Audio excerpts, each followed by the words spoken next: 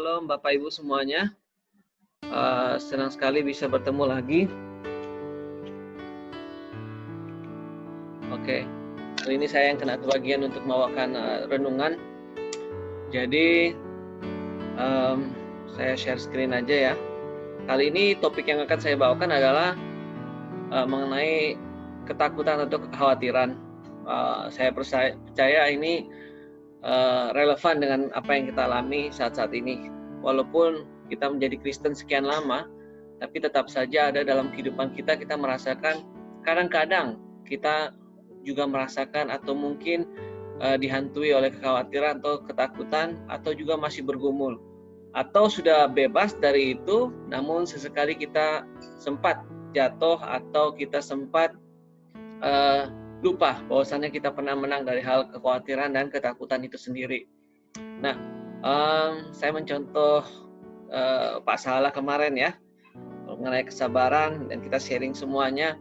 Di sini saya nggak mengajar, karena kalau mengajar saya akan membaikkan dulu bahannya, semuanya cara belajar siswa aktif. Ketika kita bertemu, kita sudah tahu sama-sama temanya, dari rumah kita sudah siapkan apa-apa aja yang perlu kita share. Nah, itu baru kita melakukan pengajaran. Tapi kali ini saya hanya mau share, dan saya perlu juga dari Bapak Ibu lebih interaktif, dan Bapak Ibu semuanya di sini juga share pengalaman pribadi, kesaksian yang menguatkan satu dengan yang lain.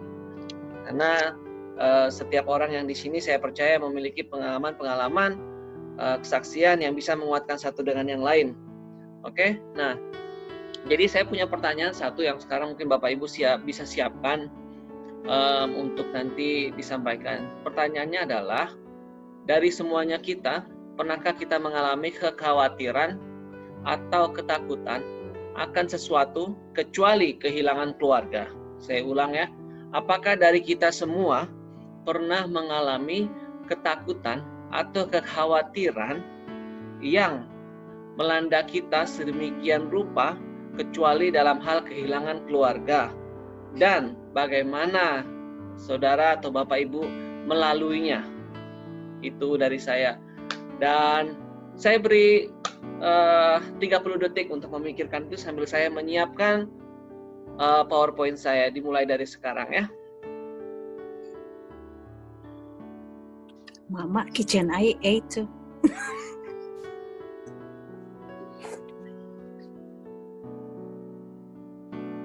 Yang mau pulang, Ren. Yang mau pulang. 20 detik. Oh, bukan yang kitchen aid ya? Iya. Yang mau pulang menunggu kitchen aid. 10 detik lagi. Oke. Oke.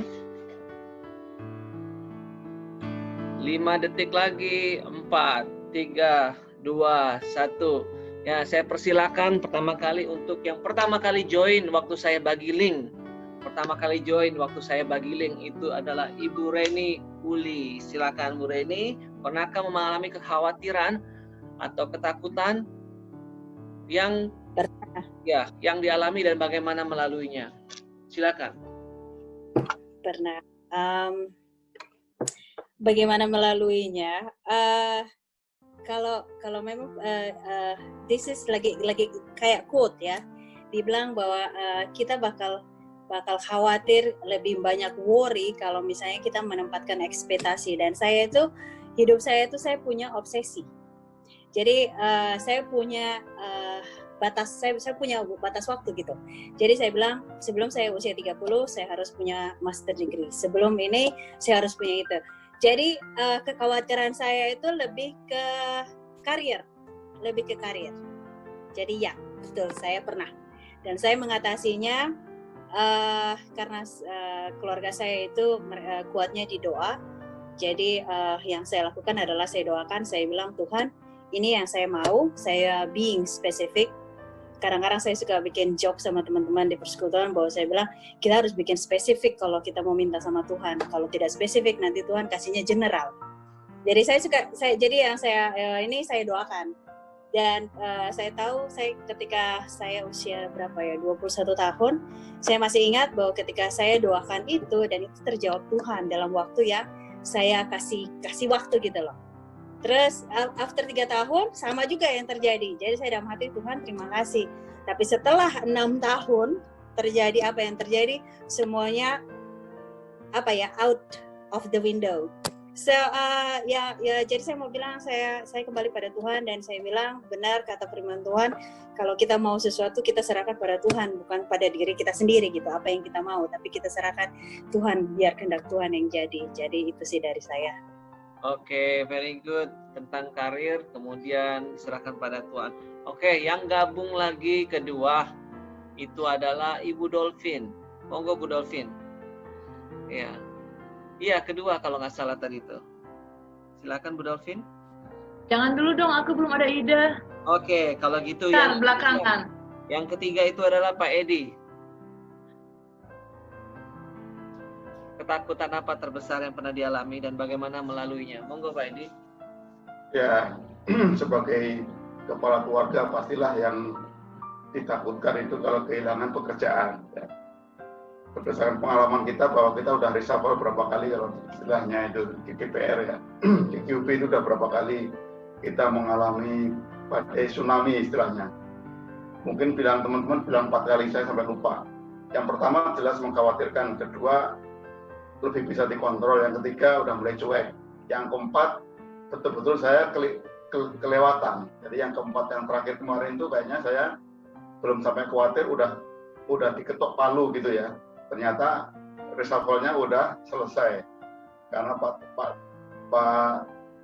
Tigor ya, Pak Tigor itu waktu SMS saya udah jam 2 lebih itu dia udah selesai di sana dan tanya saya, dan saya nggak tahu, malah saya bilangnya itu tenang aja Pak, nanti kalau Tuhan kan mengendaki kita di sini ya di sini.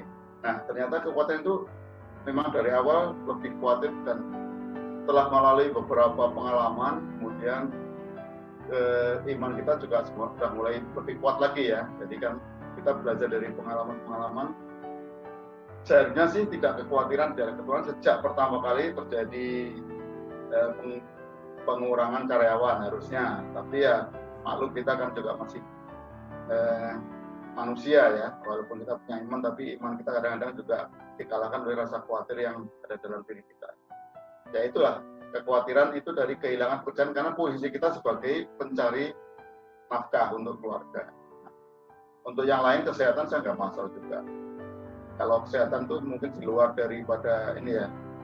Jadi udahlah, kalau diambil kapanpun ya Tuhan yang punya rencana gitu kan. Nah begitu Pak Jackson, jadi kebetulan saya pernah alami itu pekerjaan. Jadi setelah beberapa kali terjadi, yang keempat kemarin saya belum sempat khawatir gitu, jadi cuek-cuek aja. Walaupun kita tahu posisi kita ya, gimana, saya nggak bisa menjamin itu posisi kita itu, wah ini tempat kita nggak bakal diambil nih bagian kita, itu nggak bisa jamin, Seperti setiap orang mempunyai perasaan khawatir yang sama, baik yang mempunyai potensi dikurangi maupun yang enggak, itu semua sama. Saya lihat orang di panel juga mereka nggak nyantai-nyantai, kita nggak bakal geser atau pulang, enggak. Semua punya rasa gitu. Cuma saya lebih cuek aja ini, yang terakhir kemarin. Begitu dari saya. Oke Pak Edi, makasih. Oke, kalau tadi Bu Reni mengenai karir, Pak Edi juga mengenai pekerjaan, dan satunya menyerahkan pada Tuhan, dan bahkan Pak Edi juga menyerahkan sama Tuhan, sama juga semuanya. Oke, kemudian sudah senyum-senyum. Siapa ini setelah Pak Edi? Saya yang tahu. Oke, Ibu Dumasi, silakan Ibu Dumasi. Monggo Bu Dumasi, waktu dan kuota saya persilakan. Nah, mungkin ketakutan terbesar saya kemarin ya mengenai kesehatan ya. Terus terang ya, kepergian adik saya yang tiba-tiba itu ya sangat memukul kami sekeluarga ya. Jadi ya, kalau tiba-tiba ada yang sakit, ada yang sakit gitu, tiba-tiba langsung seperti rasa panik apa gitu. Itu kenapa yuk cek? Seperti ya istilahnya kayak parno berlebihan lah gitu. Karena ya terus terang, karena kepergian adik kami yang tiba-tiba itu ya sangat-sangat memukul kami hingga sekarang. Jadi ya kami masih berusaha belajar lah untuk menerimanya. Jadi kadang kalau ada nggak enak badan sedikit langsung tingkat kekhawatirannya itu berlebihan gitu loh. Apalagi saya kemarin sempat HB saya sempat 55, tapi saya merasa biasa aja loh, ada apa ini, kenapa ini? Seperti seperti ya panik luar biasa lah gitu ya. Tapi ya lama-lama dipikir ya kita ini sebenarnya ya milik Tuhan sih ya. Kita harus semakin banyak mendekatkan diri sama Tuhan. Kita telaah lagi ya cara hidup kita seperti apa, berserah diri pada Tuhan, tenang dalam menyikapi setiap perkara ya. Dipikirkan dengan lebih perlahan lah, dengan lebih bijaksana lah langkah-langkah apa yang udah dilakukan, apa yang perlu dilakukan ya. Ya minimal ya apa? Setelah berdoa lebih menenangkan diri ya. Tidak sepanik dulu lah. Jadi kalaupun ada ya nggak enak badan dipikirkan apa yang sebelumnya terjadi, apa yang kenapa bisa seperti itu ya, bisa lebih berpikir jernih lah dengan berdoa dulu. Memang berdoa dulu supaya tidak panik. Ya kalau memang dirasa memang tidak lebih enak ya memang pergi ke dokter sih, tapi ya berdoa dulu untuk menenangkan diri sih. Itu yang selama ini saya lakukan kalau misalnya ada badan nggak enak atau ada keluarga yang enak ya, yang kurang sehat, kurang enak badan ya berdoa dulu, karena ya masih memang Tuhan itu ya tempat kita untuk berserah diri lah, tempat kita untuk menenangkan diri kita. Itu sih dari saya. Jadi sudah kita kenal pendidikan, kemudian karir pekerjaan, kemudian kesehatan. Oke, yang selanjutnya yang bergabung selanjutnya adalah Bro Malum. Pak Malum, ayo silakan.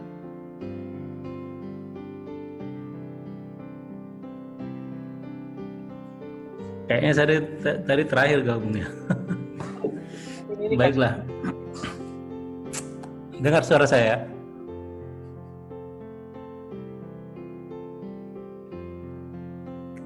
Kekhawatiran, kalau kekhawatiran saya sih ya banyak sih. Sesuai dengan keinginan kita kan. Berubah sepanjang waktu.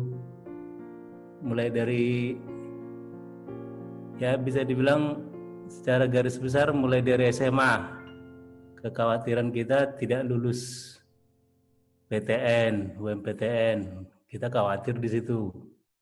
Karena ada ancaman kalau nggak lulus PTN nggak bisa kuliah gitu. Jadi setelah lulus SMA, kuliah, setelah kuliah khawatirnya juga gimana nggak bisa dapat kerja gitu. Setelah dapat kerja berubah lagi khawatir kita, gimana lama dapat istri, khawatir juga gitu kan. Setelah berumah tangga juga khawatir kita berubah lagi gitu. Jadi kekhawatiran kita itu bisa-bisa jadi dipengaruhi juga oleh hasrat hati kita gitu. Tapi sekarang ini setelah dengan bertambahnya seiring berjalannya waktu dan kita menjalani hidup, pengalaman hidup kita, apa yang kita dengar, apa yang kita lihat, apa yang kita alami, kita sampai pada suatu kesimpulan bahwa kalau kita menyadari hidup ini ada batasnya, kita tidak perlu merasa khawatir terhadap sesuatu apapun itu. Intinya di batas kemampuan kita, di batas usaha yang bisa kita lakukan, selebihnya kita serahkan kepada Tuhan. Tetapi tetap memang ada kekhawatiran kita dalam, kalau saya bilang menjalani hidup ini, kekhawatiran yang paling utama yaitu kalau mati saya masuk surga enggak gitu. Itu aja kekhawatiran kita yang paling utama kan.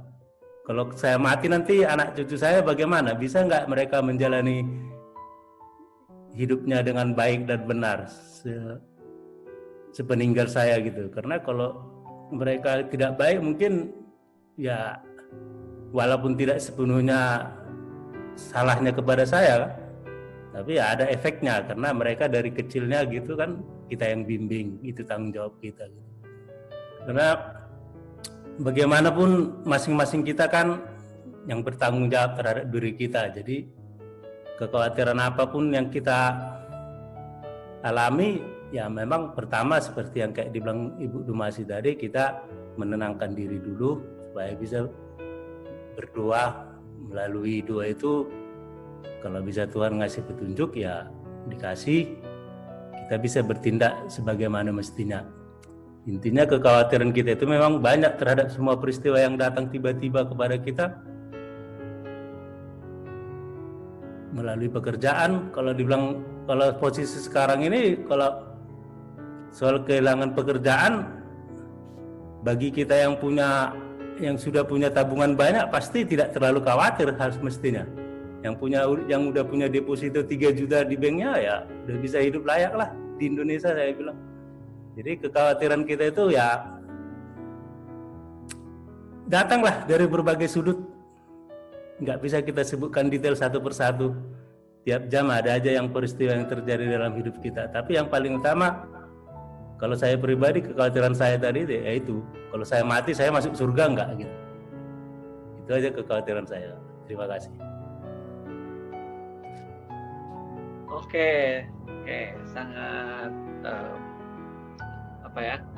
lengkap sekali ya yang disampaikan oleh Pak Malum, dan saya pun mengalami hal yang sama.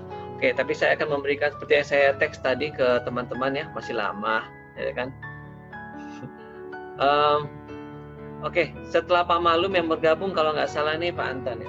Monggo Pak Anton, silakan.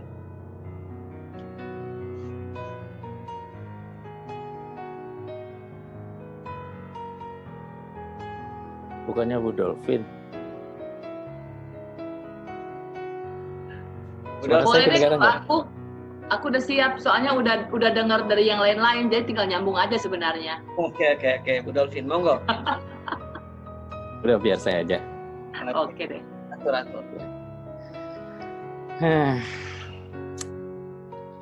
Ya namanya orang hidup pasti ada kekhawatiran. Itu salah satu hal yang normal ya. Gini, beberapa waktu yang lalu saya nonton salah satu acara parenting ini. Walaupun saya sebetulnya salah seorang yang tidak punya anak ya. Tapi acara parenting ini kok kayaknya menarik juga. Kenapa? Karena topiknya itulah bagaimana kita mengatasi kekhawatiran terhadap anak. Gitu. Nah, gara-gara pertanyaan Guru Jackson ini saya jadi ingat acara itu. Jadi salah seorang psikolog itu mengatakan begini, kekhawatiran itu muncul di saat kita mengharapkan sesuatu, ekspektasi ya. Nah, kekhawatiran itu derajatnya itu diukur dari seberapa kita bisa memanage keadaan itu. Semakin kita bisa memanage keadaan itu, semakin kita tidak merasa khawatir. Gitu. Nah, ada orang yang begitu parahnya sampai akhirnya muncul yang namanya depresi. Saking khawatirnya sampai depresi. Nah, terus hal ini sebetulnya berlaku dalam segala aspek ya. Tadi Pak Malum juga udah nyampaikan kekhawatiran kalau saya mati, saya masuk surga enggak? Nah, itu salah satu juga. Tapi bagaimana kita memanage itu? Disitulah kita bisa mengukur seberapa khawatir kita. Gitu.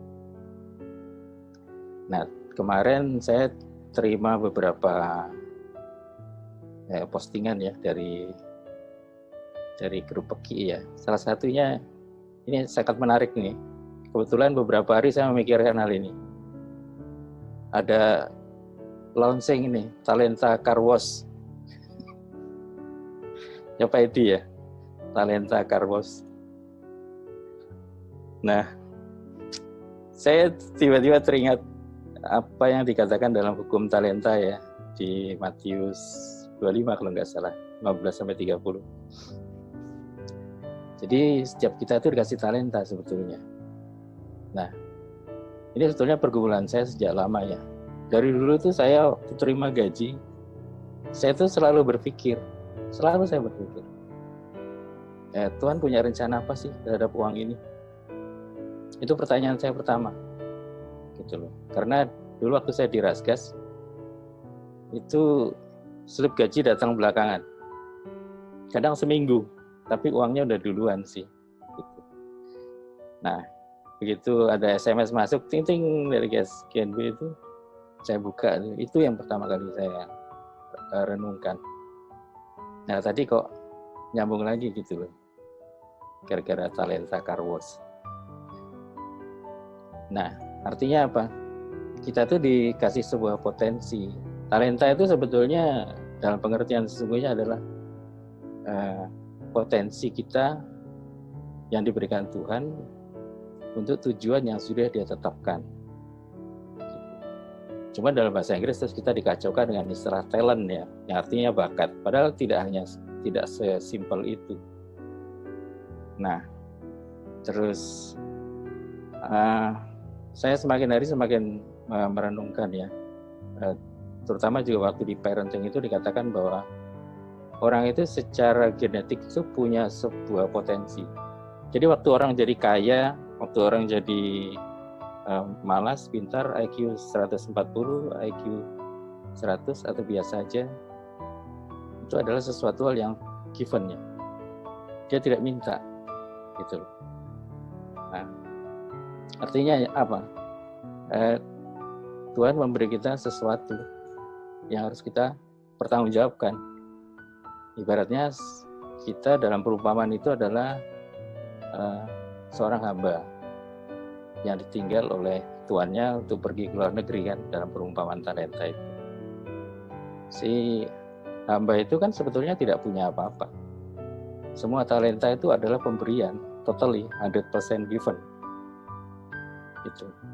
Nah, waktu si tuannya itu kembali, apa yang dia tanyakan? Si talenta itu, kamu apain kan? Kan begitu. Nah, waktu kita dikasih sebuah kepintaran dan yang berujung setiap bulan kita terima payslip gitu ya,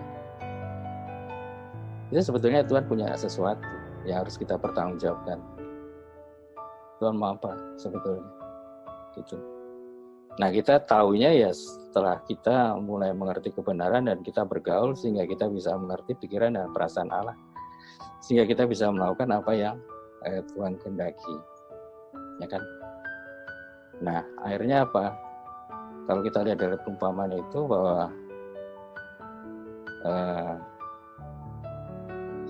yang dipertanyakan adalah kamu sudah melakukan apa gitu.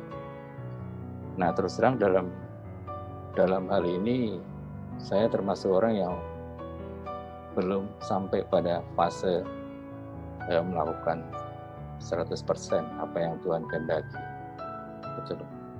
Jadi saya semakin takut gitu. Begitu saya terima sesuatu, saya takut gitu. Gitu. Saya mulai belajar bagaimana saya harus mengerti apa yang Tuhan kehendaki dari apa yang sudah diberikan ini. Nah, semakin saya mengerti ini, saya semakin kita bisa, semakin saya itu semakin merasa khawatir gitu. Seperti katanya Pak Malum tadi, saya ini bisa masuk surga enggak? Apakah saya termasuk apa yang Tuhan katakan, hai hambaku yang jahat? Atau sebaliknya, hai hambaku yang baik, masuklah dan ikutlah dalam kebahagiaan bersama Tuanku. Atau yang itu. Nah, memang kekhawatiran itu semakin lama bisa akan kita manage seperti yang tadi saya bicara acara parenting itu. Kalau kita bisa memanage-nya, gitu loh. Semakin kita bisa mengerti kehendak Allah, semakin kita bisa mengerti apa yang harus kita lakukan, dan kita belajar melakukannya, kekhawatiran itu semakin tidak ada. Karena sebetulnya kekhawatiran yang terbesar itu seperti yang dia katakan Pak Malum itu. Hidup ini cuma singkat, nggak lama. Saya meninggalkan Qatar 2016, sekarang balik lagi, rasanya cepat banget ya. Nggak lama itu. Pak Edi udah punya cucu 3, cepat ya Pak Edi ya? Lama nggak? Cepat pasti. Dan kayaknya semakin lama semakin cepat. Gitu. Nah, jadi saya sekarang belajar untuk bisa mengatasi kekhawatiran itu dengan dengan cara yaitu tadi saya bilang, kita berusaha melakukan apa yang Tuhan kehendaki, apa yang sudah Dia berikan kepada kita akan kita pertanggungjawabkan, sehingga dengan itu kita bisa memanage kekhawatiran itu, sehingga bila tiba saatnya kita bisa punya keyakinan bahwa kita diterima. Saya kira itu aja dari saya. Makasih ya. Oke, terima kasih untuk Pak Santon. Terima kasih sudah sangat memberkati. Dan mungkin Pak Alex sudah dijadwalkan ya, karena secara nggak langsung Mas Santon sudah masuk ke dalam perangkap yang kemarin katanya udian dulu, tapi sekarang sangat memberkati kan. Nah, canda.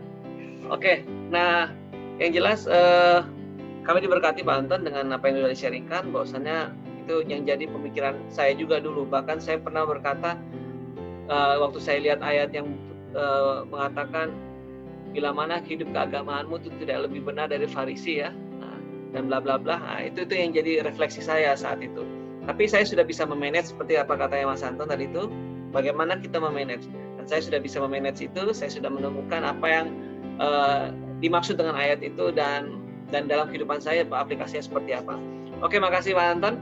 Nah, sekarang untuk Bu Dolphin yang sudah disiapkan, Bu Dolphin silakan disampaikan. Sebenarnya kekhawatiran yang selalu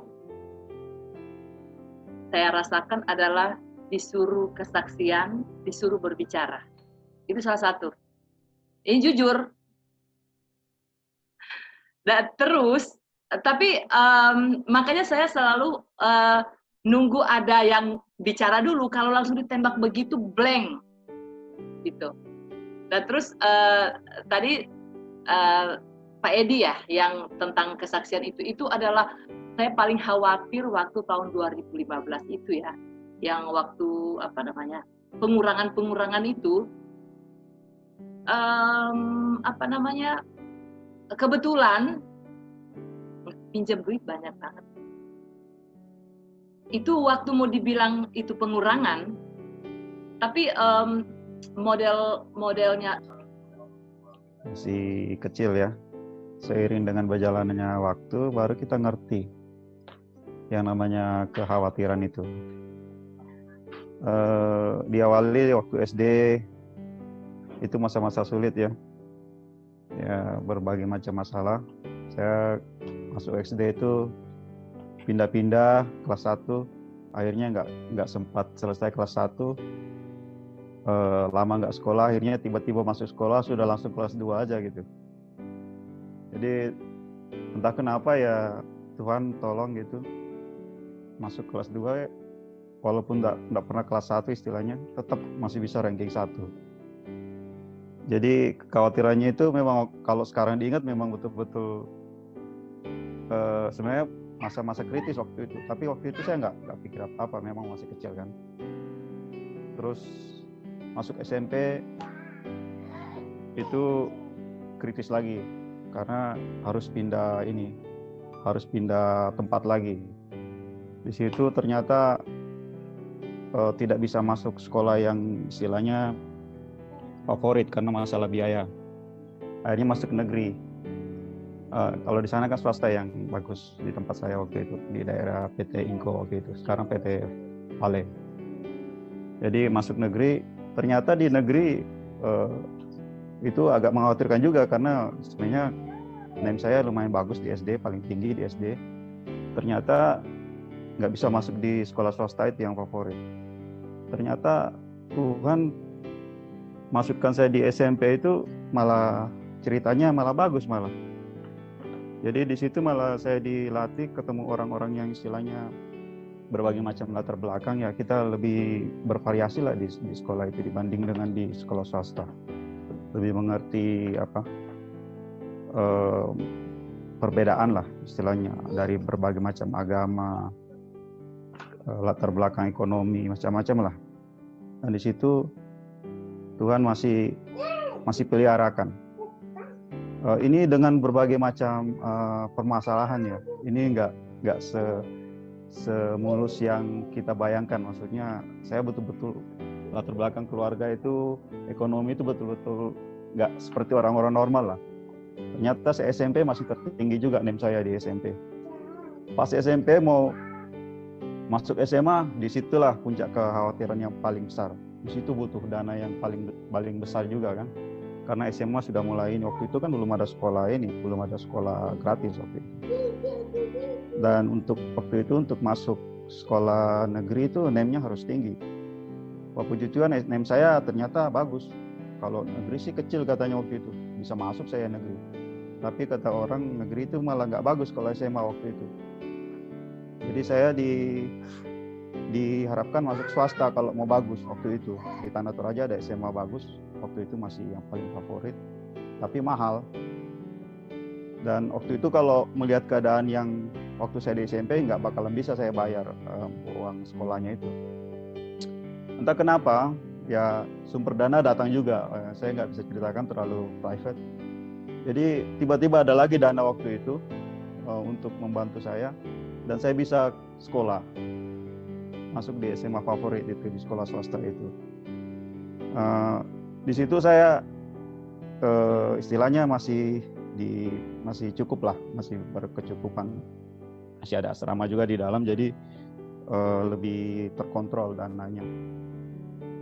Nah, pas mau masuk kuliah, wah di situ udah puncaknya ini. Permasalahan juga, karena udah semakin dewasa, kita udah semakin mengerti kan namanya kekhawatiran, sudah mengerti namanya resiko, saya mau jadi apa, akibatnya apa, sudah mulai mengerti kan. Jadi pas SMA, waduh ini mau kuliah di mana, pakai uangnya siapa. Oh ternyata ikut tes di ada namanya beasiswa untuk kawasan timur Indonesia, dan ternyata saya lulus untuk beasiswa 100% di Petra Surabaya. Wah, nggak ada lagi kekhawatiran soal biaya karena 100% ditanggung sama kampus, uang sekolahnya nggak bayar. Tapi sampai di sana rupanya berat biaya hidup karena yang ditanggung cuma uang kuliah. Tahun pertama udah mulai berat. Bapak saya bilang saya udah mau pensiun. Tahun 2000 dia pensiun, saya masuknya 297 kan. Jadi 99, 98 udah mulai tersiap-siap dananya itu. Ternyata 1 tahun pertama di Petra, bapak saya kan ada kerja di Freeport kan. Itu udah takut saya itu. Waduh ini nggak selesai kuliah saya ini kalau bapak saya udah ngomong kayak gini kan. Ternyata bapak saya bilang, ini ada program beasiswa berprestasi dari Freeport. Ternyata dimasukin sama dia di Freeport, dapat lagi dari Freeport. Dan itu lebih banyak daripada yang kawasan timur Indonesia. Itu dapat 100% termasuk uang belanja. Terpaksa saya drop lah beasiswa kawasan timur Indonesia yang dari Petra saya drop. Jadi saya bayar semua ininya yang sudah dibayarkan. Freeport yang bayarin, dan saya lanjutkan dengan beasiswa Freeport. Jadi kekhawatiran berikutnya itu sudah, jadi bertubi-tubi kekhawatiran itu ada terus jawabannya. Pas sudah kerja, lulus kuliah, cari kerja, itu ke Jakarta, saya nggak wisuda ya. Saya nggak ada, kalau ditanya foto wisuda, saya nggak wisuda. Saya begitu udah ujian skripsi, saya udah kabur ke Jakarta cari kerja. Walaupun agak lama saya baru dapat kerja sekitar 6 bulanan. Tapi di situ juga masa-masa sulit karena baru terasa kekhawatiran sesungguhnya itu, karena di situ kita udah terlibat untuk mencari uang kan. Dan di situ baru terasa karena orang tua sudah pensiun dan baru saya yang di keluarga itu yang kerja. Nah, di situ sudah terasa puncaknya bahwa kita itu ternyata punya tanggung jawab. Dan waktu itu kan kalau di Toraja kan kita banyak pengeluaran orang Toraja. Jadi otomatis saya masih membiayai orang tua saya waktu itu. Ditambah lagi waktu sudah menikah. Nah, pas sudah menikah kan kekhawatirannya bertambah lagi. ini urusannya udah ke orang lain, anak orang lain kan. Jadi kekhawatirannya udah bertambah. Jadi seiring bertambahnya waktu, kekhawatirannya itu bertambah. Waktu setelah menikah itu puncaknya setelah 1 tahun setelah menikah. Karena di Freeport kan kita nggak boleh bawa istri waktu itu kan. Yang bawa itu kayaknya level General Foreman ke atas. Itu pun antri. Superintendent yang boleh dibilang ada jaminan. Jadi di situ 1 tahun pertama itu betul-betul tantangan yang ini, betul-betul pergumulan paling berat. Jadi signalnya dimatikan karena ada penembakan sama Brimob,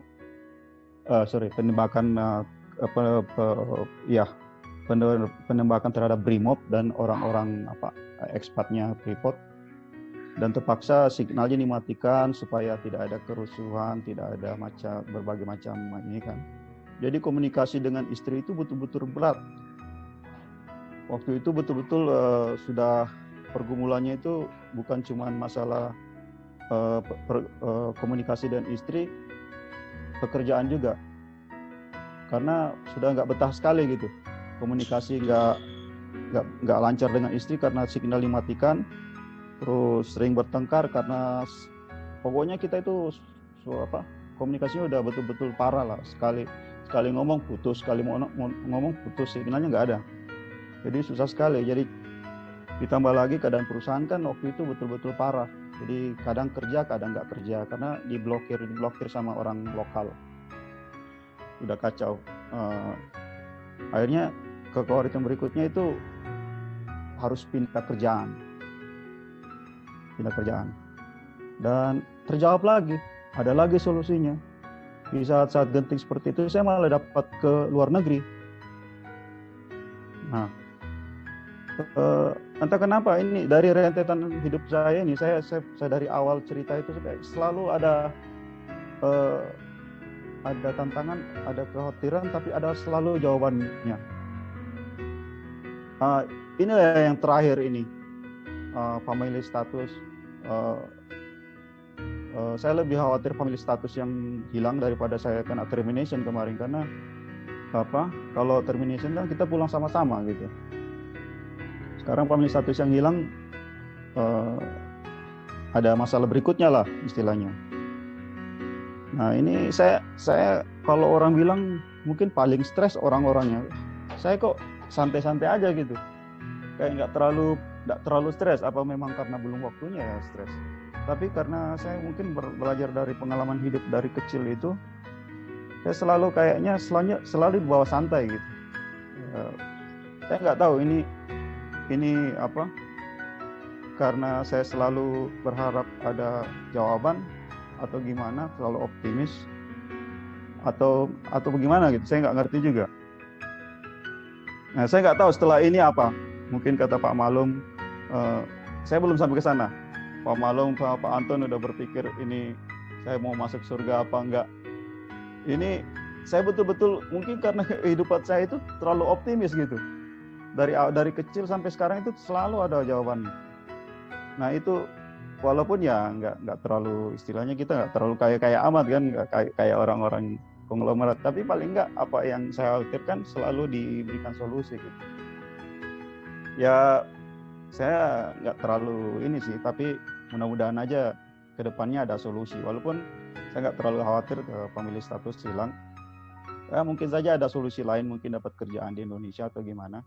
Nah setelah itu saya nggak tahu kekhawatiran apa lagi yang bakalan datang. Seiring dengan berjalannya waktu, bertambahnya umur, bertambahnya tanggung jawab, mungkin anak-anak sudah besar nanti, mungkin anak-anak sudah mau kuliah, jadi kekhawatirannya juga beda, anak-anak sudah mau menikah atau gimana, atau ada yang sakit-sakitan atau gimana, ya kita lihatlah ke depan. Sampai sekarang saya betul-betul berterima kasih, puji syukur karena betul-betul semua kekhawatiran saya itu di berbagai fase itu betul-betul terjawab tepat waktu. Itu aja, terima kasih. Ya, terima kasih Pak Alex, sangat memberkati juga. Dan saya suka banget dengan kata-katanya Bro Alex barusan, mungkin saya ini orangnya optimis. Saya lihat emang kita harus optimis ya Bapak Ibu. Dan saya rasa kata-kata yang dilahirkan oleh Pak Alex ini sebenarnya karena dia tahu dulu-dulu dia sudah mengalami kekhawatiran itu. Dan setiap kali ada kekhawatiran itu, selalu ada jalan keluar. Mungkin begitu ya Pak Alex ya, dari kecil hingga sekarang. Nah, sekarang saya mau beri kesempatan sebelum nanti istri saya berikan dulu kesempatan kepada Mama Evano, Bu Yul, untuk memberikan, ya walaupun bertugas, tapi tetap tidak lewat dari untuk kesaksian. Kirain tadi sudah.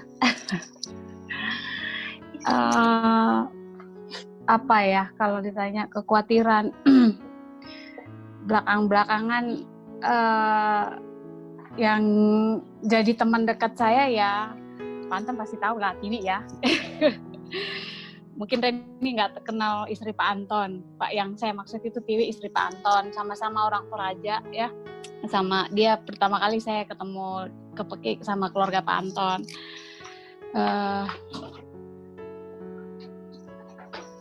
Saya menangis kalau saya ditanya, kalau saya bilang sama Kak Tiwi. Saya sering berdoa sama Kak Tiwi. Terus kita tinggal pulang buat preparation macam-macam. Dihadapkan seperti itu tuh kayak, wah itu apa ya? Kayak saya dalam hati cuma ini tuh, duh Tuhan jangan sekarang dong gitu loh. Walaupun sih saya tenangnya kita rame-rame gitu loh, bersatu keluarga, jadi nggak ada yang ditinggalin gitu. Cuma saya mikirnya, aduh jangan sekarang lah Tuhan, masa sih keluarga di Indonesia udah nunggu gitu apa di mana. Pokoknya ada itu ketakutan yang akan kematian itu tuh saya alamin gitu loh. Tapi saya waktu itu sampai nangis, malah sebelah saya si Rachel ceritanya. Rachel itu saya malah nggak nyangka gitu, malah dia yang oke Mami, ada Tuhan Yesus kok gitu. Maksudnya dia malah nenangin saya, dia malah lebih punya iman lebih kuat dari saya gitu loh. Malah dari situ saya wah malu ya, saya sebagai harusnya orang tua yang bisa memberikan kekuatan buat anak saya, malah kok kayaknya malah saya yang dikuatin sama anak-anak gitu loh. Jadi saya pikir kekhawatiran saya waktu itu tuh kematian sih. Jadi kayak aduh kapan Tuhan, kadang-kadang saya mikir kalau ngelihat teman-teman atau beberapa orang kayaknya masih muda, ada yang meninggal di usia yang maksudnya tanpa sakit, tanpa sebab, tidur meninggal gitu, itu kayaknya orang ini tuh udah siap belum ya gitu, atau enggak. Saya cuma mikir kalau saya nantinya atau siapa saya nantinya tuh apa gimana tuh, apa ya, apa udah siapkah gitu loh, lebih ke situ sih. Apalagi saya pernah kehilangan bapak kan, jadi kayak yang nggak expect seperti apa jadinya. Banyak pemikirannya, kekhawatirannya kadang-kadang ke situ. Tapi balik lagi, kita harus, yang namanya semua itu dari kita belum lahir kan semua udah diatur sama Tuhan ya. Jadi apapun yang kita alamin nggak lepas dari kuasa Tuhan. Itu aja sih. Nah. Oke, terima kasih. Ya, saya pun mengalaminya dan saya pun deg-degan. Tapi karena saya kepala keluarga saat itu, saya harus menunjukkan bahwasannya kita ready gitu loh. Kita ready kenapa? Saudara, kalau misalnya saudara tahu, kalaupun saudara dalam keadaan bahaya, tapi saudara tahu bahkan kemana nanti saudara, saya rasa itu saudara bisa conquer, saudara bisa taklukkan. Oke, saya rasa semuanya sudah memaparkan ya. Banyak saya diberkati oleh semua kesaksian, dan mungkin yang mau saya sampaikan mungkin ini hanya sedikit saja. Tapi ngomong-ngomong bersaksi tadi Pak Alex bilang kan ada 3 orang, mungkin termasuk saya juga yang belum bersaksi. Kalau saya selain pekerjaan dan lain-lain, karir dan lain-lain, saya pernah mengalami ketakutan yang sangat takut itu waktu 2017 kalau nggak salah, ketika saya kena usus buntu. Jadi ketika saya kena usus buntu, saya berpikir mudah-mudahan ini operasinya ini nggak ada malpraktek ya. Jangan sampai, karena saya sering baca-baca, itulah apa yang kita konsumsi itu mempengaruhi kita. Jadi saya lihat di situ, ada kapas ketinggalan dalam perut lah, ada hal-hal yang itu Bu Reni tahu lah, malpraktek dan lain-lain itu mungkin jahitan kurang bagus dan lain-lain. Walaupun sekarang ternyata pakai yang namanya cuma lem gitu aja ya, kemudian hilang. Tapi ketika saya dalam keadaan pakai baju rumah sakit ya, itu kan nggak pakai apa-apa tuh dalamnya. Harusnya kita malu kan kayak telanjang gitu, terus dipakein jubah kayak gitu, dan kita sudah mau, tapi rasa malu itu dikalahkan oleh rasa kekhawatiran ketika kita mendengar orang di samping kiri kanan saya masuk ke ruang tunggu itu teriak-teriak. Saya pikir mereka tuh dalam keadaan kecelakaan mungkin ya. Itu teriak sana, teriak sini. Terus saya berpikir juga, waduh ini gimana ketika waktu saya masuk ke ruang operasi pun itu lampu itu sentrong banget gitu kan, strong banget gitu. Itu kena ke muka saya pikir, ini udah kayak di film-film ini. Mudah-mudahan saya bisa selamat nih. Nah, ada kekhawatiran tuh muncul. Ibaratnya saya di sesar ya, di 3 kali ya, di perut ini dipotong maksudnya pakai apa tuh alatnya itu namanya itu. Saya bilang sesar. Sebenarnya sih ya bercanda. Maksudnya itu yang dialami lah kalau orang operasi. Nah, tapi setelah itu selesai ya, saya baik-baik aja sampai sekarang ini. Tapi pernah saya merasakan kekhawatiran seperti itu.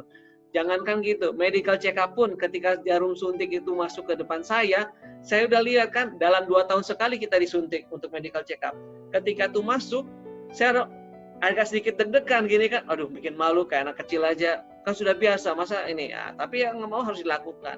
Begitu juga dengan naik chopper, setiap kali naik chopper saya cuma persiapan satu aja, kacamata renang. Kenapa? Kalau itu landing di water, kita selamat, nggak ada ledakan, gimana? At least saya bisa escape dengan cara mempermudah, saya pakai Google. Dorongan, karena sudah latihan ya. Tapi tetap, jadi mengalami rasa ketakutan, walaupun bolak-balik. Cuma ketakutan saya nggak membiarkan kekhawatiran itu menguasai saya. Itu saya punya prinsip. Kalau bisa kita harus keluar gitu. Saya melihatnya itu sebagai giant atau Goliath yang harus kita lawan. Itu menurut saya. Oke, saya share screen aja langsung. Oke. Ya, belum jam 7 ya. 10 menit. Saya share screen dulu Bapak Ibu. Oke. Nah, what Bible says about fear and worry. Saya nggak tahu dalam minggu ini saya dapatkan ini karena memang ini menurut saya relevan dengan keadaan kita saat ini. Jadi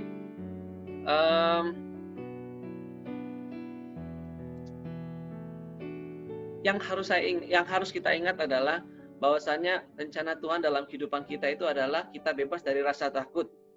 Kita bebas dari rasa takut dan kita penuh dengan damai. Itu yang saya dapatkan, ya. Karena di Yohanes 14 ayat 27 berkata, damai sejahtera kutinggalkan bagimu, damai sejahtera kuberikan kepadamu, dan apa yang kuberikan tidak seperti yang diberikan oleh dunia kepadamu. Janganlah gelisah dan gentar hatimu. Oke? Peace I live with you, my peace I give to you. I do not give to you as the world give. Do not let your hearts be troubled and do not be afraid. Itu yang saya dapatkan, ya. Mungkin bisa dilihat di situ damai. Kita tahu peace, shalom bahasa Ibrani-nya. Dan mungkin Bapak Ibu kalau punya teman atau mungkin sahabat, saudara punya nama anak Iren, bisa mungkin berarti arti kata dari damai itu sendiri dalam bahasa Greek-nya ya. Nah, di damai sendiri itu artinya dalam hal security atau freedom from danger, ya kan, kebebasan dari bahaya atau ketakutan atau kekhawatiran. Ya, jadi definisi peace saya mau ulangi dan prosperity, dan definisi peace itu sendiri ya kalau saya bisa ulang adalah freedom from disquieting or oppressive thought or emotion. Nah, ini saya lebih suka menggunakan bahasa Inggris karena bisa mewakili ya. Jadi saya bilang peace itu sendiri adalah kebebasan kita dari setiap pikiran-pikiran yang menekan kita atau emosi-emosi yang menekan kita. Oke? Nah, itu yang Tuhan mau dalam hidup kita. Free from fear and full of peace. Oke? Karena Yesus sendiri berkata, peace I live with you. Oke? Nah, kemudian peace itu juga sinonim dengan kata ease kalau dalam bahasa Inggris. Jadi kalau bisa dipindahkan, jadi itu adalah keadaan kita comfortable atau free dari keadaan yang tidak membuat kita nyaman. Oke? Makanya Bapak Ibu mungkin tahu yang namanya dis-ease, discomfort, disability, ya seperti itu kata-katanya. Itulah anonim dari kata is sendiri. Kenapa saya menggunakan kata is? Karena peace dan is itu sendiri itu saling menopang satu dengan yang lain. Oke? Jadi saya ulangi lagi, jadi Tuhan menginginkan kita dalam kehidupan kita adalah untuk supaya hidup kita itu penuh dengan kedamaian, dengan kebaikan, well-being, dan juga penuh dengan kesehatan. Jadi dalam arti gini, ketika peace yang dimaksud Tuhan Yesus itu bukan hanya mengenai pikiran, tapi peace juga secara jasmani juga. Kita nggak bisa bilang kita peace, tapi kita dalam keadaan sakit penyakit. Kita nggak bisa bilang kita peace, tapi kita sekarang dalam menderita suatu keadaan yang nggak nyaman. Misalnya karena penyakit ataupun pikiran-pikiran kita. Itu yang saya mengerti tentang peace itu sendiri. Tidak hanya melulu mengenai mental ataupun pikiran. Oke? Nah, kedua prinsip yang harus kita tahu bahwasannya your giant is food for you. Jadi giant dalam hal ini merefleksikan atau represent dari problem itu sendiri. Nah, problem itu misalnya temptation atau addiction, temptation, cobaan. Kemudian kita addicted terhadap sesuatu, ya, kecanduan terhadap sesuatu. Itulah giant yang harus kita lawan. Oke? Nah, bagaimana kita melihat problem itu menentukan atau memperlihatkan siapa kita sebenarnya. Jadi saya bilang problem are food for champion. Jadi masalah yang kita hadapi itu adalah makanan kita karena kita adalah pemenang. Kenapa kita pemenang? Karena di sini katakan Roma 8 ayat 31, mungkin Bapak Ibu mungkin bisa lihat di situ. Sebab itu apa yang akan kita katakan tentang semuanya itu? Jika Allah di pihak kita, siapa yang akan melawan kita? Oke, Roma 8 ayat 37 mengatakan juga, tetapi dalam semuanya itu kita lebih dari orang-orang yang menang oleh Dia yang telah mengasihi kita. Kalau kita pahami ini adalah kalau kita menang dari suatu masalah, saya rasa ayat ini cukup powerful ya. Semua ayat firman Tuhan powerful, tapi saya melihat ini kalau kita menyadari posisi kita sudah menang, bahkan lebih dari pemenang.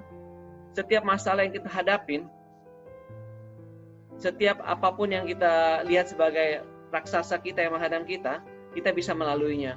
Dan itu sudah terbukti dari beberapa dari Bapak Ibu semuanya yang bersaksi gitu. Jadi kalau ditanya pengalaman hidup, ya saya bisa lihat dari pengalaman Bapak Ibu semuanya sendiri yang sudah bersaksi tadi ya, memberkati satu dengan yang lain.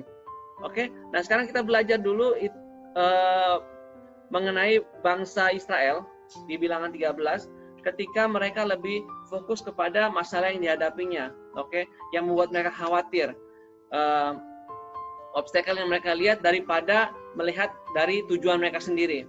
Jadi saya bacakan ya, ini ceritanya tentang bangsa Israel ketika mereka keluar dari tanah Mesir dan ketika Musa mengutus 12 muridnya ya.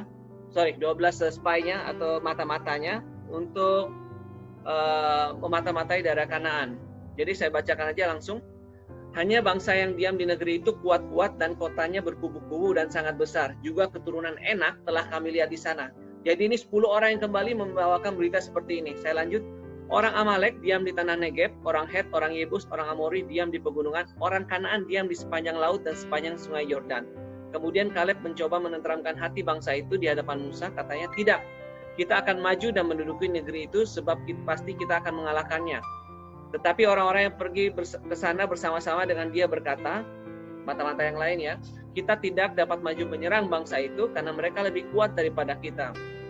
Juga mereka menyampaikan kepada orang Israel kabar busuk tentang negeri yang diintai mereka dengan berkata, negeri yang telah kami lalui untuk diintai adalah suatu negeri yang memakan penduduknya.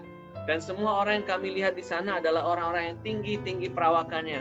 Juga kami lihat di sana orang-orang raksasa, orang Enak yang berasal dari orang raksasa, dan kami lihat diri kami seperti belalang. Dan demikian juga mereka terhadap kami. Jadi ini yang dilaporkan oleh 10 mata-mata yang diutus. Oke. Nah, berbeda dengan yang duanya, yang nanti saya akan sampaikan beritanya. 10 orang mata-mata ini, kalau kita baca lebih lanjut, ini yang menyebabkan pemberontakan umat Israel kepada Allah. Kalau saya bacakan seperti ini ya, karena mereka melaporkan seperti itu, lalu segenap umat itu mengeluarkan suara nyaring dan bangsa itu menangis pada malam itu. Sampai segitunya saudara, sampai mengeluarkan suara nyaring, sampai menangis. Khawatir sekali kalau saya lihat seperti itu ya. Bersungut-sungutlah semua orang Israel kepada Musa dan Harun, dan segenap umat itu berkata kepada mereka, sekiranya kami mati di tanah Mesir atau di padang gurun ini. Mengapakah Tuhan membawa kami ke negeri ini supaya tewas oleh pedang dan istri serta anak-anak kami menjadi tawanan? Bukankah lebih baik kami pulang ke Mesir? Dan mereka berkata seorang kepada yang lain, baiklah kita mengangkat seorang pemimpin, lalu pulang ke Mesir. Lalu sujudlah Musa dan Harun di depan mata seluruh jemaat Israel yang berkumpul di situ. Saya bingung dengan kata-kata yang lalu sujudlah Musa dan Harun. Kenapa sampai sujud setelah kata-kata itu? Tapi saya menentukan jawabannya bahwasannya saya merasa bahwa Musa dan Harun pun ikut terpengaruh oleh perkataan dari 10 orang ini, ya. Makanya nggak heran di Bilangan 20 ayat 12, 10 orang ini nggak akan masuk ke dalam negeri Kanaan, dan Musa juga dan Harun masuk dalam kumpulan itu. Bilangan 20 ayat 12 menegaskan, tetapi Tuhan berfirman kepada Musa dan Harun, karena kamu tidak percaya kepadaku dan tidak menghormati kekudusanku di depan mata orang Israel, itulah sebabnya kamu tidak akan membawa jemaah ini untuk masuk ke negeri yang kuberikan kepada mereka. Jelas di situ ya.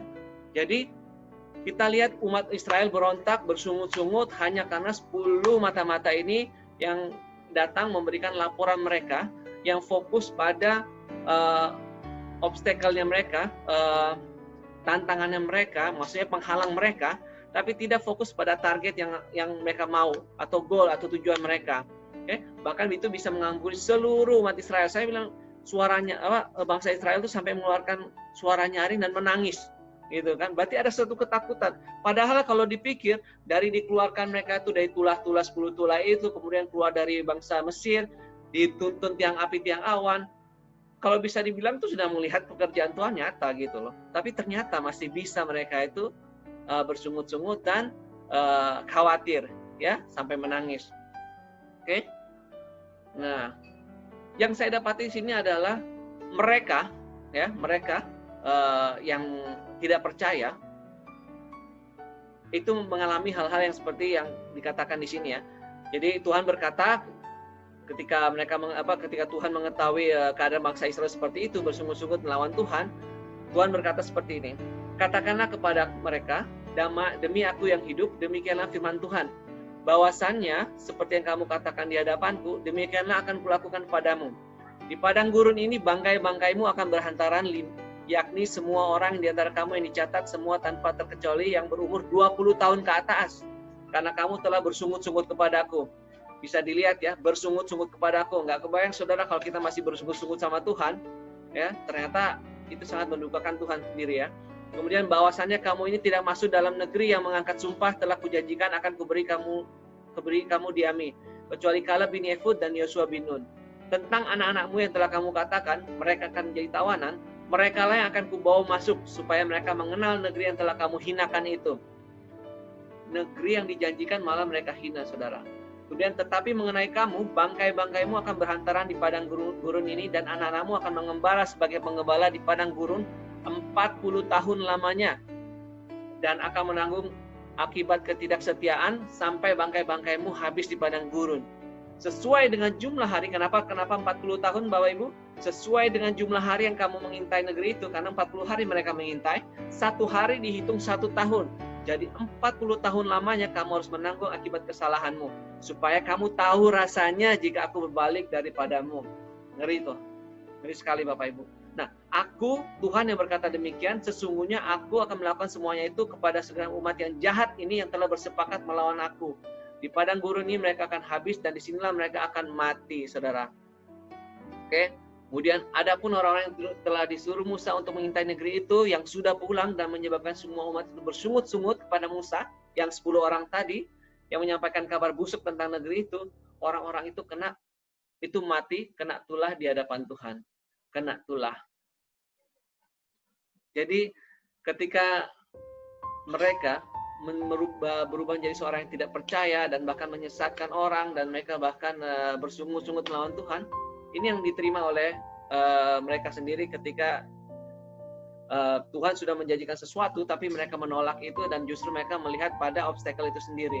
Oke, nah saya mau bilang ada prinsip yang saya mau ambil di sini, yaitu adalah ketika ini terjadi, saya mau bilang Kaleb dan Yosua itu adalah seorang yang melihat permasalahan itu sendiri, karena mereka ikut mengintai, kan 12, 10-nya negatif, 2 orangnya itu positif. Di ayat selanjutnya ya. Nah, itu dibilang bagaimana seorang pemenang itu menghandle situasinya ya. Kemudian Kaleb mencoba menenteramkan hati bangsa itu di hadapan Musa, katanya, tidak, kita akan maju dan menduduki negeri itu sebab kita pasti akan mengalahkannya. Kaleb berkata seperti ini bukan berarti tidak ada dasar, karena Kaleb tahu selama ini dia dipimpin oleh Tuhan, selama ini bangsa Israel dipimpin oleh Tuhan, makanya dia ngomong seperti itu Bapak Ibu. Dan bilangan 14 ayat 6 pun berkata, tetapi Yosua bin Nun, Kaleb bin Yefun yang termasuk orang yang telah mengintai negeri itu mengoyakkan pakaiannya dan berkata kepada segenap umat Israel, negeri yang kami lalui untuk diintai itu adalah luar biasa baiknya. Jadi yang dipromise itu, yang dijanjikan itu luar biasa baiknya. Mereka fokus pada apa yang telah dijanjikan Tuhan. Nah, jika Tuhan berkenan kita, maka Ia akan membawa kita masuk ke negeri itu dan memberikannya kepada kita sesuai suatu negeri yang berlimpah-limpah susu dan madunya. Sampai di ayat sini pun Kaleb dan Yosua masih fokus kepada goal, kepada tujuannya apa yang ingin mereka capai. Nah, ayat 19, hanya jangan memberontak kepada Tuhan dan janganlah takut kepada bangsa negeri itu, sebab mereka akan kita telan habis. Yang melindungi mereka sudah meninggalkan mereka, sedang Tuhan menyertai kita. Janganlah takut kepada mereka. Saya suka sekali ayat 14 ayat 9 ini, mereka akan kita telan habis. Itu nggak gampang saudara ngomong kayak gitu ke orang-orang yang sudah ikut bersama-sama mereka untuk mengintai, tapi mereka berdua yang berbeda. Oke? Bahwasannya orang-orang yang telah berjalan Mesir itu yang berumur 20 tahun ke atas tidak akan melihat negeri yang kujanjikan dengan bersumpah kepada Abraham, Ishak dan Yakub. Oleh karena mereka telah mengikut aku dengan sepenuh hatinya. Kecuali Kaleb bin Yefud, orang Kenas, dan Yosua bin Nun, sebab keduanya mengikut Tuhan dengan sepenuh hati. Kuncinya satu Bapak Ibu, mengikut Tuhan dengan sepenuh hati. Nah, sepenuh hati saudara mungkin bisa cek dengan diri sendiri ya. Nah, jadi saya ulang lagi, ketika kita mengalami masalah, ketika kita melihat suatu tantangan dalam hidup kita, Tuhan Yesus katakan fear not, atau peace be upon you, atau terima damai sejahtera, atau damailah kamu gitu kan. Nah, kata-kata damai yang saya sudah jelaskan tadi itu yang harus kita bawa ke dalam kehidupan kita. Itu nomor satu. Terus kedua, prinsip kedua yang harus kita tahu ketika kita mengalami suatu kekhawatiran dan lain-lainnya, kita melihat bagaimana masalah itu giant, raksasa, yang itu menjadi makanan buat kita. Itu. Karena saya pernah dengar ada kata-kata seorang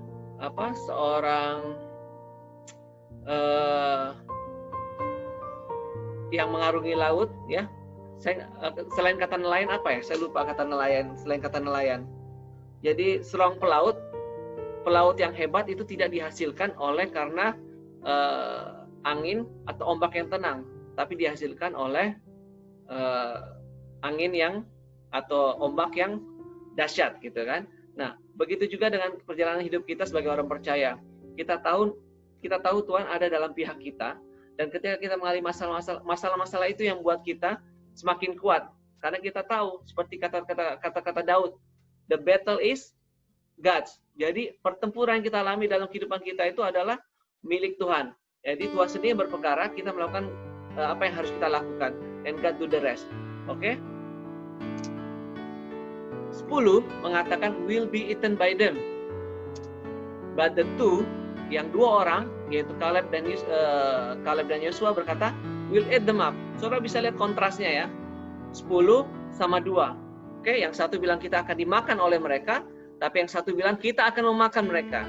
Nah, hasilnya yang 10 itu mati karena tulah, tapi yang 2 berserta keturunannya ikut masuk, hidup, dan memiliki tanah perjanjian itu. Ya, yang manakah kita? Nah, Bapak Ibu, kembali lagi saya mau tekankan bahwasannya setiap kekhawatiran yang kita hadapi itu wajar kita mengalami khawatir, tapi jangan sampai kita dibiarkan oleh kekhawatiran itu, atau kita jangan sampai dikuasai oleh kekhawatiran itu. Saking kita dikuasai oleh kekhawatiran itu, kita sampai melupakan janji Tuhan. Kita fokus tidak kepada janji Tuhan atau Tuhan itu sendiri sebagai problem solvernya, tapi kita fokus terhadap masalah yang nanti kita hadapin. Nah, itu yang buat iman saudara nanti akan mengecil, dan akhirnya saudara tidak percaya.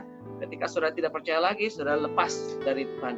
Karena tidak mempercayai Tuhan, itu juga dosa saudara. Oke, itu saja yang mau saya sampaikan. Bapak Ibu jangan khawatir. Bapak Ibu, saya ngomong seperti ini bukan berarti saya sudah menang dalam hal itu. Tapi ketika saya mengatakan seperti ini, itu melatih saya juga untuk supaya apa yang saya omongkan ini, apa yang saya sharingkan ini, itu pun yang saya lakukan. Itu bukan berarti kita sudah sempurna, kita menyampaikan sesuatu. Kadang-kadang saya tahu Bapak Ibu mungkin ada beberapa mungkin dari kita, aduh saya jangan dulu lah bawa khotbah, aduh jangan saya dulu ya, jangan sharing. Kenapa? Nanti kalau saya jatuh dalam hal itu, dalam dosa itu, orang-orang kan pasti akan ngomong tuh kan, dia ngotbahin itu, dia juga yang jatuh dalam hal itu. Tapi enggak saudara, baik atau tidak baik, waktunya saudara kita memang harus mengatakan suatu kebenaran. Oke? Suatu kabar baik itu sendiri. Tapi sekali lagi saya bilang, kalau saudara dalam menyampaikan kebenaran itu karena saudara merasa sudah menang, hati-hati saudara, itu bukan usaha kita, tapi itu karena kasih karunia Tuhan, Tuhan yang memampukan kita melaluinya. Makanya Bapak Ibu, sekarang kita mengerjakan keselamatan kita melayani, kita tahu status kita sebagai anak, dan juga hati kita seperti hamba. Mari Bapak Ibu, apapun kebaikan apa yang kita bisa lakukan, kita kerjakan. Buah-buah roh apa yang bisa kita miliki, dan kita minta Tuhan supaya bawa kita ke arah situ, kita berdoa untuk itu. Jadi itu saja dari saya. Semoga Bapak Ibu diberkati di masa-masa ini sekarang. Jangan khawatir dan jangan takut. Selalu ingat apa 2 prinsip ini yang saya katakan kepada Bapak Ibu, yaitu Tuhan ingin Bapak Ibu semua dalam keadaan damai, tidak hanya dalam mind atau pikiran, tapi juga dalam keadaan secara fisik. Kemudian kedua, apabila saudara menemui masalah yang membuat saudara khawatir, pandang itu sebagai makanan untuk mendewasakan atau membuat Anda lebih kuat. Terima kasih, itu dari saya. Saya serahkan kembali kepada pembawa acaranya, pembawa master of ceremony-nya, Ibu Yul. Monggo Bu Yul.